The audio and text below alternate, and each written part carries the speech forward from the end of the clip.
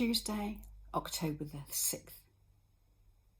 And so the final chapter of the story of Gideon begins with him and his soldiers chasing the last of the leaders of the Midianites. And the soldiers are chasing them across country, and they go through villages and they ask if they would feed them because they're exhausted after the battle and they're hungry. But two of the villages at least say, "We will not give you food until you have captured the leaders." Now, is that because they're afraid that the leaders will live and come back to terrorize them once more? Or is it because now that the battle is won, they look on Gideon as the least important member of the least important tribe of Israel all over again? Who knows? Gideon vows that once he has found the leaders of the Midianites, he will go back and he will destroy those towns. And that's exactly what he does. He finds the leaders of the Midianites, he destroys the towns, and then he faces the leaders of the Midianites, and he discovers that they have killed his brothers. And he says to them, "If you had not killed my brothers, I would have let you live. But now you must die." And Gideon kills them himself. But that isn't the saddest part of the story of Gideon. That begins in verse 22. Listen to this.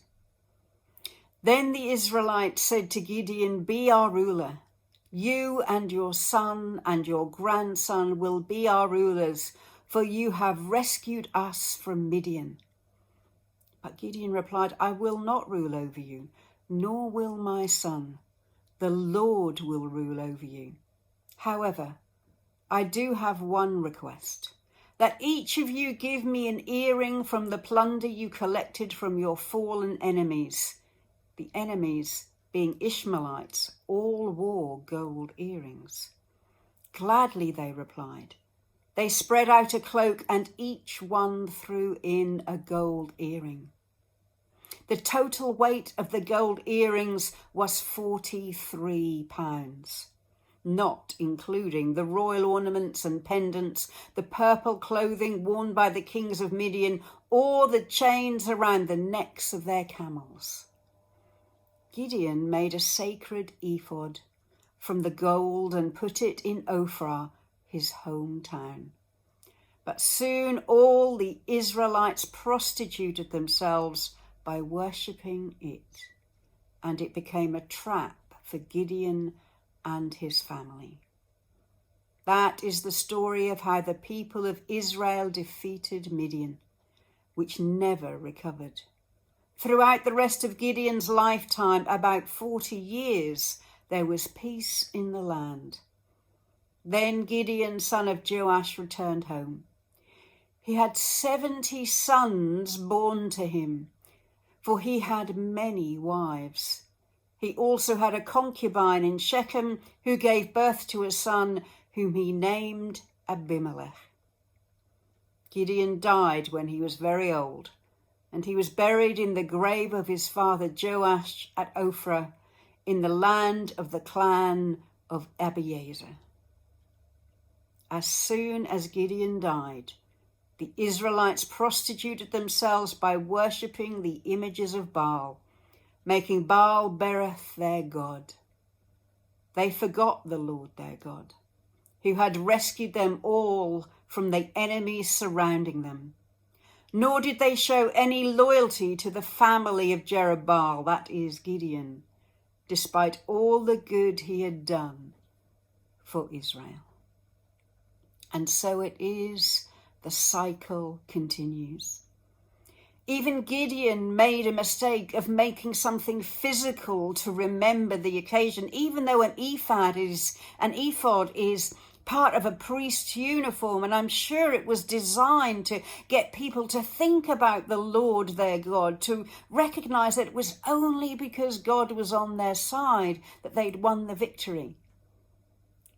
But their deep-rooted sin and rebellion within Israel was too deep-rooted, and they began to worship the physical treasure itself, the ephod itself, instead of the God that it represented.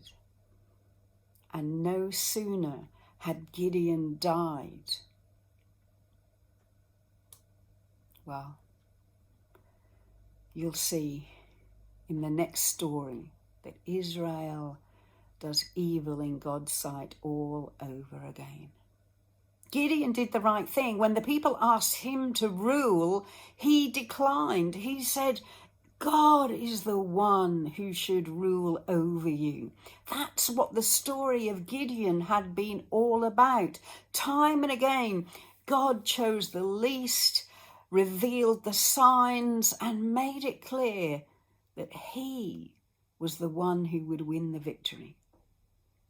But the people of Israel would rather have something physical in front of them, would rather go back to a bad habit, back to doing evil in God's sight, than simply following the God who had won the victory for them.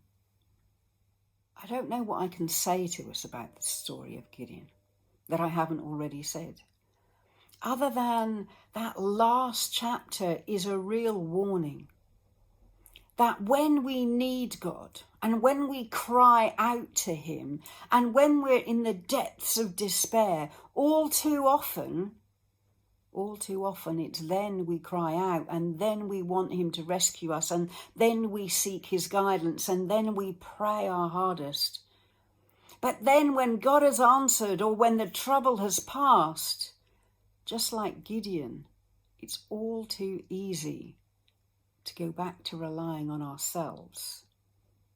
And when the going isn't tough, well, we can go back to not being tough ourselves. We go back to being contented. We go back to being complacent. We can go back to listening to the comfortable voices around us.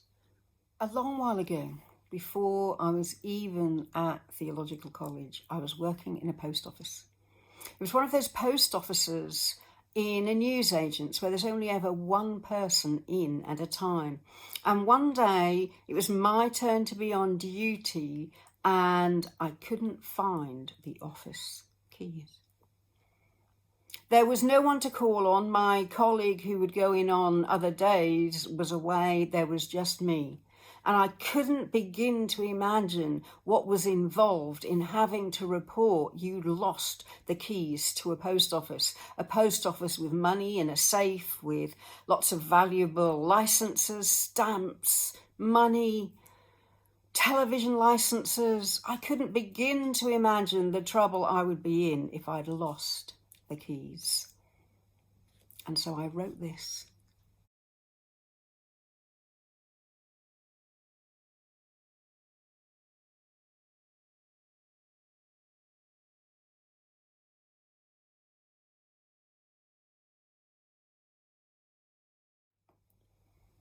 I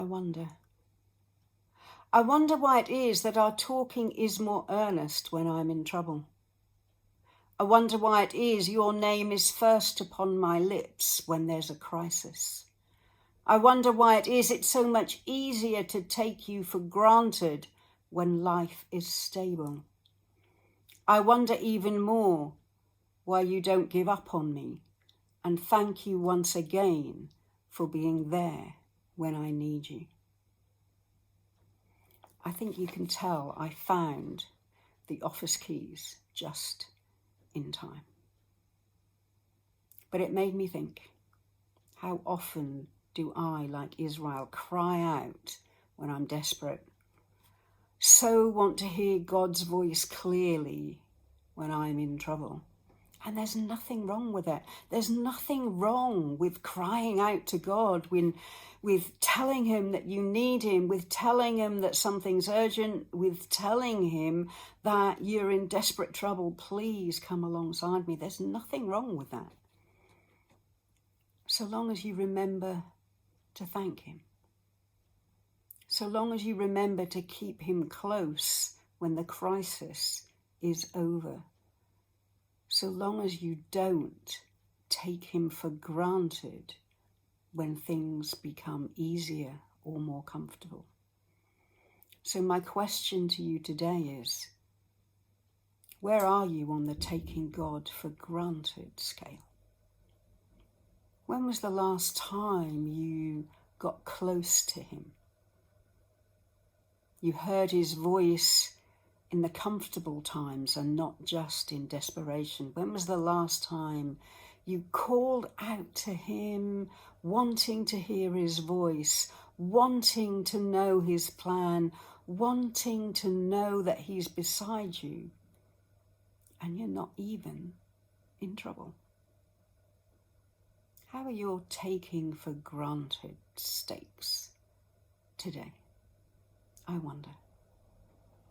I'll see you tomorrow. Bye.